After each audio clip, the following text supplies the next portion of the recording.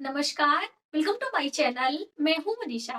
दोस्तों, आज की वीडियो बहुत ही महत्वपूर्ण होने वाली है। आज हम बात करेंगे कुछ एक ऐसे उपाय के बारे में। यदि आप इन उपायों में से कोई उपाय करते हैं तो आपका भी यदि सपना है अपने मकान में जाने का, अपने मकान बनवाने का, तो आपका सपना पूरा हो सकता है। यदि आप अभी तक किराए के मकान में रह रहे हैं और अपने मकान बनाने का सोच रहे हैं और हो नहीं पा रहा है। कभी-कभी हम बहुत सारी चीजें सोचते हैं और वो हमारे हिसाब से नहीं हो पाती हैं, किसी ना किसी कारण से वो डिले होती रहती हैं। तो यदि हम कुछ एक उपाय कर लेते हैं तो हमारा जो मार्ग होता है वो सुगम हो जाता है और हम जो चाहते हैं वो उसे कर पाने में सक्षम हो पाते हैं। तो आप इन उपायों में से कुछ उपाय आप कर सकते हैं और उनका लाभ आपको जरूर मिलेगा, लेकिन शिद्दत से पूरे विश्वास के साथ आपको उपाय करने की आवश्यकता होती है। और दोस्तों, मकान कैसे बनता है? कहने का अर्थ है कि आपके भाग्य में, आपके बर्थ चार्ट में कौन से ग्रह ऐसे प्रबल होते हैं जब हमारे मकान बनने का योग बनता है। तो मकान का जो ग्रह कारक होता है वो मंगल देखा जाता है, क्योंकि देखिए ईंटों से ही मकान आजकल बनाया जाता है। तो ईंट की प्रधानता मंगल ग्रह से देखी जाती है। तो यदि आपके बर्थ चार्ट में मंगल का योग आता है या फिर मंगल अच्छा होता है, तभी आपका मकान होता है या फिर एक से अधिक मकान बनने के योग बनते हैं। और हम लोग जब उपाय करते हैं तो इसे मंगल का ही उपाय करते हैं। और बहुत सारे लोगों के कई मकान होते हैं, बहुत आलीशान मकान होते हैं, तो उनके साथ साथ में शुक्र ग्रह की भी प्रधानता होती है, क्योंकि शुक्र ग्रह हमें ऐशो आराम दिलाता है। हमें बिल्कुल भौतिकता, जितनी भी भौतिक सुख साधन होते हैं वह शुक्र ग्रह से ही हमें प्राप्त होते हैं। तो कहीं ना कहीं दोनों ही ग्रह ये जिम्मेदार होते हैं। तो आप इन दोनों ग्रहों को मजबूत करें और अपने मकान बनाने का सपना साकार करें। तो इसके लिए हमें क्या क्या करना होगा, किन देवी देवताओं की पूजा उपासना करनी होगी, क्या विशेष हम दान पुण्य करें। तो सबसे पहले तो आपको हनुमान जी की उपासना करनी होती है। यानी कि आपको मंगलवार के दिन और शनिवार के दिन हनुमान जी की उपासना जरूर करना चाहिए, मंदिर जरूर जाना चाहिए। और कुछ मिठाइयां, यानी कि जैसे हनुमान जी को बूंदी के लड्डू बहुत पसंद है, तो आपको मंगलवार के दिन हनुमान जी के चरणों में एक गुलाब का पुष्प या फिर गुलाब की माला अर्पित करना चाहिए और बूंदी का प्रसाद चढ़ाना चाहिए। बूंदी के लड्डू भी हो सकते हैं। और भगवान से प्रार्थना करनी चाहिए कि हमारा अपना खुद का एक अच्छा सा मकान होना चाहिए, जिसमें हम सुखपूर्वक अपने पूरे परिवार के सहित समय व्यतीत करें और आने वाली जो हमारी पीढ़ियां हैं वो भी उसमें सुख से राज कर सके। इस तरह से प्रार्थना आपको हर मंगलवार और शनिवार के दिन प्रारंभ कर देना चाहिए। और उनमें से एक मंगलवार के दिन आपको हनुमान जी के मंदिर में एक ध्वजा जरूर रखनी चाहिए। ध्वजा यानी कि झंडा, तिकोना झंडा होता है। और यहाँ पर हम चित्र में आपको लगा दे रहे हैं, एक तिकोना झंडा लाल रंग का होना चाहिए और जिसमें बीच में राम शब्द, आप अपने हाथ से भी झंडा बना सकते हैं। सुनहले रंग से, यानी कि गोल्डन कलर से आप उसमें चारों ओर एक गोटा लगा दें और बीच में राम शब्द लिख दें। इस तरह का झंडा आप छोटा भी ले सकते हैं, बड़ा भी ले सकते हैं, जैसे ही आप उस मतलब झंडे को अरेंज कर पाए। ये झंडा आप हनुमान जी के चरणों में रख दें और अपने मकान बनाने की प्रार्थना करें। आप हनुमान जी का दर्शन मंगलवार और शनिवार मिलाकर 11 दिन आप करें, यानी 11 मंगलवार आपको करना है और झंडा एक ही बार आपको रखना है। बस एक बार आप रखें और उसके बाद इस तरह से दर्शन और बूंदी का प्रसाद आप बांटे। देखें कि आपको जल्द ही मकान बनने का रास्ता, यानी कि मार्ग खुलेगा। हनुमान जी की कृपा आपके ऊपर जरूर बरसेगी। तो इस तरह से आप ये कार्य करें। अगला, बहुत सारे लोगों का समस्या आता है दोस्तों कि मकान आपको पसंद नहीं आता है। आप कभी इस तरह से देखते हैं, कभी यहाँ पे आप चाहते हैं, कभी ये आपको पसंद नहीं आता है, बहुत सारी बाधाएं आती हैं। यानी कि मकान, आप पैसा भी आपका अरेंज हो चुका है, आप पूरी फैमिली का आपका पूरा मन है, और फिर भी मकान नहीं हो पा रहा है। ऐसे में आपको एक मकान, जैसे मैंने आपको ये शुरू में ही दिखाया है, इस तरह से घरौंदा आता है। मैंने ये वीडियो आपके लिए पहले भी लाई है, तो आपने वो सभी नहीं देखा है। इस तरह से एक घरौंदा दीपावली के दिनों में ज्यादातर मिलता है, लेकिन जहां पर मिट्टी के दिए बनाए जाते हैं आप जाएंगे तो आपको बहुत आसानी से मिल जाएगा। एक छोटा सा घरौंदा ले लें, डबल स्टोरी का, 3 स्टोरी का, यानी कि जिस तरह से आप चाहते हैं इस तरह से एक मकान आप ले और शनिवार के दिन इसे मंदिर में रखकर आ जाएं।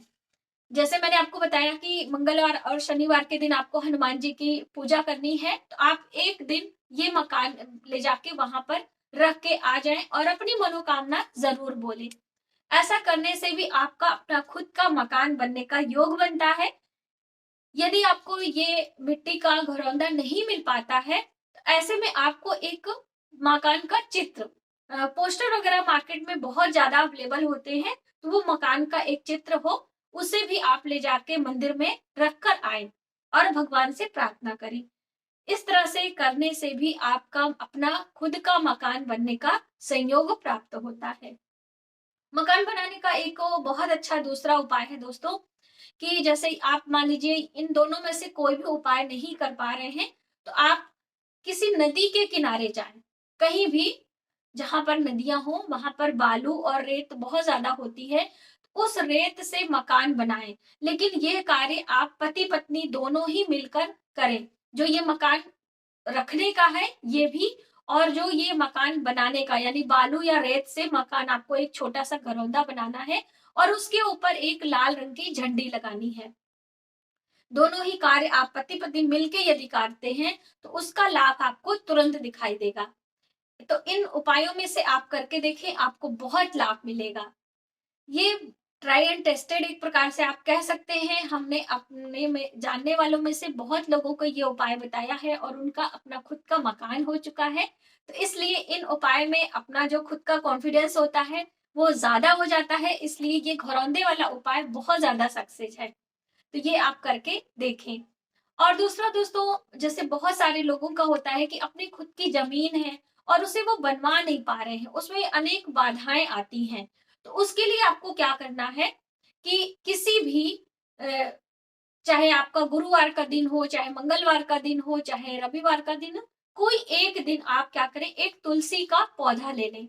नर्सरी में बहुत आसानी से आपको तुलसी का पौधा मिल जाता है और तुलसी का पौधा ले जाके आप अपने जो प्रॉपर्टी है, आपका जो जमीन है, वहां के ईशान कोण में, ईशान कोण उत्तर और पूर्व के कॉर्नर को कहा जाता है, तो आप उस प्रॉपर्टी पे ईशान कोण में उस तुलसी के पौधे को लगा दें और साथ में एक कोई ईंट उसके साथ में अंदर डाल दें, यानी कि जैसे नींव वगैरह लगाते हैं। आप हो सके तो शुभ समय भी देख सकते हैं, जब मकान बनाने की शुरुआत होती है तो उस समय आप ये कार्य खुद करके आते हैं और तुलसी का एक पौधा वहां पर लगा देते हैं। इससे भी आपका यदि प्रॉपर्टी है और मकान बनाना चाहते हैं तो ये भी सपना आपका पूर्ण हो सकता है। तो ये तो हो गया कि हमारा मकान अपना खुद का कैसे बन पाए यदि प्रॉपर्टी है। अब दूसरा एक उपाय है दोस्तों, यदि आपकी प्रॉपर्टी है और आप उसे बेचना चाहते हैं तो हमें क्या करना होगा। बेचने के लिए आपको अपने घर से अपनी माता या फिर दादी के हाथ से थोड़े से चावल लेने हैं। चावल जो हम लोग रसोई में पकाते हैं वही चावल आप ले लें और उसे अपने मकान के चारों कोनों में छिड़क दें। जो आपके मकान के 4 कोने होते हैं ना, ईस्ट वेस्ट नॉर्थ साउथ, तो चारों कोनों में आपको छिड़काव करना है और प्रार्थना करना है कि हमारा भी मकान जल्द से जल्द बनने का योग बने। और एक चांदी का चौकोर टुकड़ा आप अपने पास रखना प्रारंभ कर दें। और यदि ये चांदी का चौकोर टुकड़ा आपकी दादी या फिर माँ देती है तो आपके लिए बहुत ही अच्छा होता है। तो इस तरह से ये छोटे छोटे कुछ उपाय होते हैं। यदि आप इनमें से कोई उपाय करना चाहते हैं तो आप जरूर करें। ये बहुत ही आजमाए हुए उपाय हैं और उनका बहुत जल्द लाभ मिलता है। और जब भी आप गृह प्रवेश करें तो सर्वप्रथम देवी देवताओं की ही स्थापना करें, तभी आप गृह प्रवेश करें। नए घर में हमेशा नई झाड़ू का ही इस्तेमाल करना चाहिए। जब भी आप अपने घर में जा रहे हैं तो पुराने घर से जो भी सामान होता है वो लेके जाएं, लेकिन पुरानी झाड़ू को आपको नहीं लेके जाना है, ये हमारे लिए शुभ नहीं होता है। नए घर में जा रहे हैं तो नई झाड़ू का ही इस्तेमाल करके ही आप पूरे घर की साफ सफाई करें। उसके बाद शुभ मुहूर्त में पुरोहित द्वारा गृह प्रवेश का मुहूर्त दिखवाकर आप गृह प्रवेश करें।